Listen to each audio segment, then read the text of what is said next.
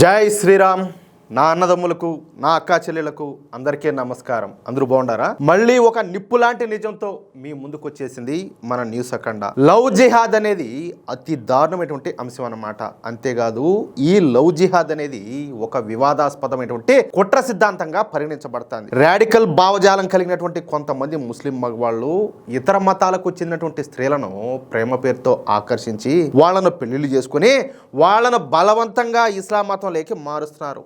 ముఖ్యంగా ఈ జిహాదీలు మన హిందూ అమ్మాయిలను, మన హిందూ మహిళలను టార్గెట్ చేసుకుని ఈ లవ్ జిహాద్కి అయితే పాల్పడతా ఉంటారనమాట. ఎందుకంటే గొర్రెల్లాగా వాళ్ళ చెప్పుడు మాటలన్నీ కూడా విని వాళ్ళ బుట్టలో పడేది ముందు ఎవరయ్యా అంటే మనోళ్లే. ఈ లవ్ జిహాద్ అనేది పుట్టింది కేరళలో అయినప్పటికీ ఈ లవ్ జిహాద్ మన దేశం అంతటికి పాకిపోయింది. ఇంకా చెప్పాలంటే యూరప్ దేశాలకు కూడా విస్తరించిందనమాట. అయితే ఈ లవ్ జిహాద్ సంఘటనలు మన దేశంలోనే ఎక్కువగా జరుగుతున్నాయి. అమాయకమైనటువంటి మన హిందూ అమ్మాయిలను ప్రేమ పేరుతో వంచి మోసం చేసి వాళ్ళతో శారీరక సంబంధాలు పెట్టుకొని ఆ తరువాత మెల్లగా వాళ్ళను మతం మార్చి వాళ్ళనందరినీ కూడా వివాహాలు చేసుకుంటారన్నమాట. పెళ్లి చేసుకున్న తర్వాత ఒక 1/2 మంది పిల్లలను గాని ఆ తర్వాత ఆ హిందూ అమ్మాయిని ఏ సిరియాకో లేకపోతే ఏ ఇరాకో సెక్స్ బానిసలుగా పంపిస్తారు. నేనేదో కావాలని చెప్పడంలే. అవన్నీ ఇలాంటి సంఘటనలు లెక్కలేనని జరిగినాయి. చెప్పాలంటే ఇదొక భయంకరమైనటువంటి కుట్ర అన్నమాట. మన దేశాన్ని 2047 నాటికి ఛాందసవాద ఇస్లామిక్ దేశంగా మార్చాలనే ఉద్దేశంతోనే ఈ జిహాదీగాళ్ళు ఈ లవ్ జిహాదులకు అయితే పాల్పడుతున్నారు. ముఖ్యంగా జిమ్లు, బ్యూటీ పార్లర్లు, అలాగే ఈ ఎడ్యుకేషనల్ అకాడమీలు, కాలేజీలు, ట్యూషన్లు వీటన్నిటి కూడా టార్గెట్గా చేసుకొని ఈ ఇస్లామిక్ జిహాదీలు ఈ లవ్ జిహాద్కి అయితే పాల్పడుతున్నారనమాట. ఒక్క కేరళలో మాత్రమే కాకుండా ఈ లవ్ జిహాద్ అనేది మన దేశం అంతటా కూడా పాకిపోయిందని చెప్పుకున్నాం కదా. దీంతో ఇలాంటి లవ్ జిహాద్ సంఘటనలో ఉత్తర భారతదేశంలో కూడా పెద్ద సంఖ్యలో జరుగుతున్నాయి. దీంతో మన బీజేపీ పాలిత రాష్ట్రాలు ఈ లవ్ జిహాద్ ను ఉక్కుపాదంతో అణిచివేస్తున్నాయి. లవ్ జిహాద్ కు పాల్పడినటువంటి ఈ జిహాదీగాళ్లను ఎరగదన్ని మరగబెడుతున్నారు. అంతేకాకుండా వీళ్లకు యావజ్జీవ కారాగార శిక్ష లేదా 10 సంవత్సరాల కఠిన కారాగార శిక్షలు పడే విధంగా చట్టాలను రూపొందించారు. ఇప్పటి వరకు 12 బీజేపీ పాలిత రాష్ట్రాల్లో ఈ లవ్ జిహాద్ కు వ్యతిరేకంగా కఠినమైనటువంటి చట్టాలను అయితే తీసుకొచ్చారు. ఇక మహారాష్ట్రలో కూడా ఈ నెలలో అత్యంత పటిష్టమైనటువంటి లవ్ జిహాద్ వ్యతిరేక చట్టాన్ని అయితే తీసుకురానున్నారన్నమాట. ఇక్కడ ఒక విషయం ఏంటంటే ఈ లవ్ జిహాద్ కు వ్యతిరేకంగా చట్టాలు చేస్తుంది కేవలం బీజేపీ పాలిత రాష్ట్రాలు మాత్రమే. బీజేపీయేతర ప్రభుత్వాలకు ఇటువంటి చట్టాలు చేసేటటువంటి దమ్ము కానీ ధైర్యం కానీ ఎంత మాత్రం కూడా లేవు.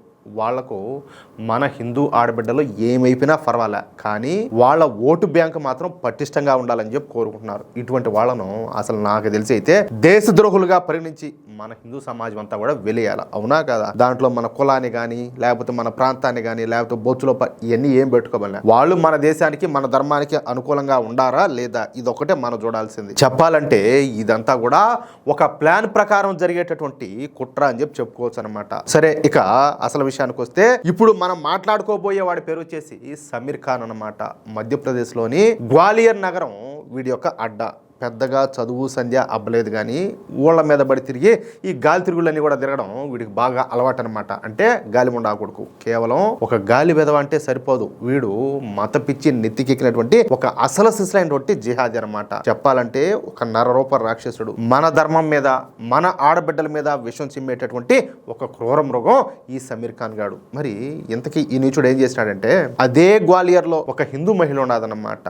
ఆమెకు 9 సంవత్సరాల క్రితం పెళ్ళయింది. అయితే 3 సంవత్సరాల క్రితం ఆమె భర్త చనిపోయినాడు. ఆమెకు 2 పిల్లలు అన్నమాట. దీంతో ఆమె తల్లిదండ్రుల దగ్గరనే నివసిస్తా ఉండాలి. ఇక ఆమెకు ఒక సోదరి కూడా ఉందన్నమాట. ఇక ఈ సమీర్ ఖాన్ గాడు ఆమె పైన కన్నేసాడు చూడండి, అంతే. ఇక తన పేరును రవి ఠాకూర్ అని చెప్పేసి మార్చుకొని ఆమెను పరిచయం చేసుకున్నాడు. ఆమె ఒక గార్మెంట్ ఫ్యాక్టరీలో పనిచేస్తా ఉంటదన్నమాట. దీంతో ఈ సమీర్ ఖాన్ గాడు ప్రతిరోజు కూడా ఆ గార్మెంట్ ఫ్యాక్టరీకి వెళ్ళి ఆమెతో పరిచయం పెంచుకున్నాడు అనమాట. ఏదో మంచోడుగా నటిస్తా అది ఇది మాట్లాడుతా మెల్లగా ఆ పరిచయాన్ని అయితే పెంచుకున్నాడు. చిన్నగా ఆమెను ప్రేమలోకి దింపినాడు. చూడండి, అంటే ఖచ్చితంగా ఇక్కడ మనం ఒక మాట చెప్పుకోవాలా. మన బంగారమే మంచిదైతే ఇన్ని తిప్పలన్నీ ఎందుకు వచ్చాయి, అవునా కాదా? సరే, ఆ తర్వాత ఆమెతో శారీరక సంబంధం పెట్టుకున్నాడు. కొంచెం అన్న బుద్ధున్నదా?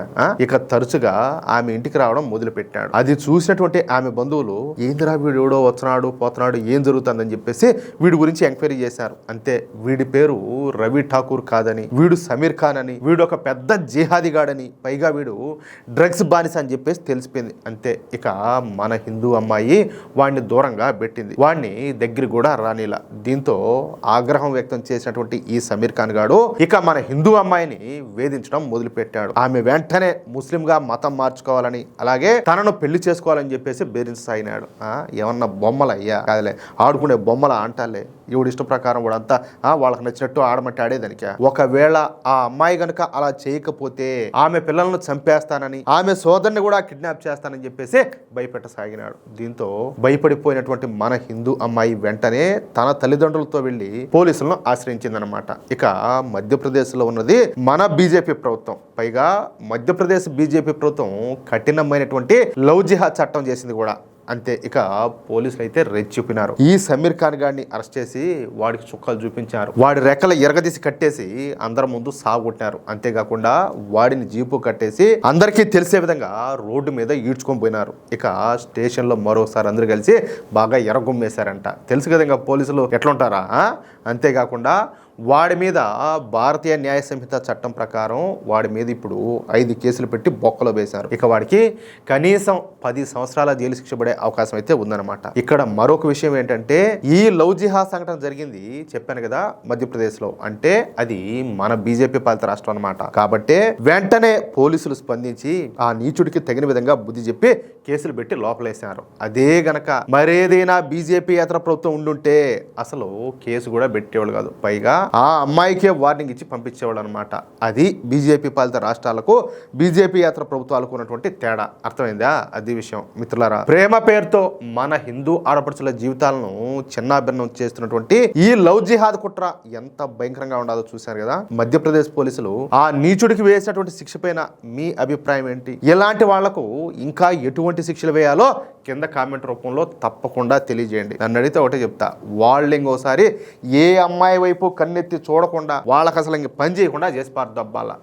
అంటే ఏ మోగతనాన్ని చూసుకొని వాళ్ళు రెచ్చిపోతారో అది పని చేయకుండా పోవాలనేది నా ఉద్దేశం అనమాట. ఇక్కడ ఇంకొక విషయం ఏంటంటే, మన ధర్మాన్ని అలాగే మన ఆడబిడ్డలను రక్షించుకోవాల్సినటువంటి బాధ్యత మనందరిపైన ఉండాలి. అందుకే ఈ వాస్తవాలను అందరికీ తెలియజేయడానికి ఈ వీడియోని వెంటనే లైక్ చేసి మీ మిత్రులకు, అలాగే మీరు ఉన్నటువంటి వాట్సాప్ గ్రూపుల్లోను, ఫేస్బుక్ గ్రూపుల్లోనూ తప్పకుండా షేర్ చేయండి. ఇలాంటి మరెన్నో సంచలన నిజాలు, అలాగే హిందూ సమాజం తెలుసుకోవాల్సినటువంటి వార్తల కోసం ఇప్పుడే మన న్యూస్ అఖండ ఛానల్ని సబ్స్క్రైబ్ చేసుకోండి. పక్కనే ఉన్నటువంటి గంట సింబల్ నొక్కడం మాత్రం మర్చిపోకండి. జై శ్రీరామ్, జై హింద్, భారత్ మాతాకి జై.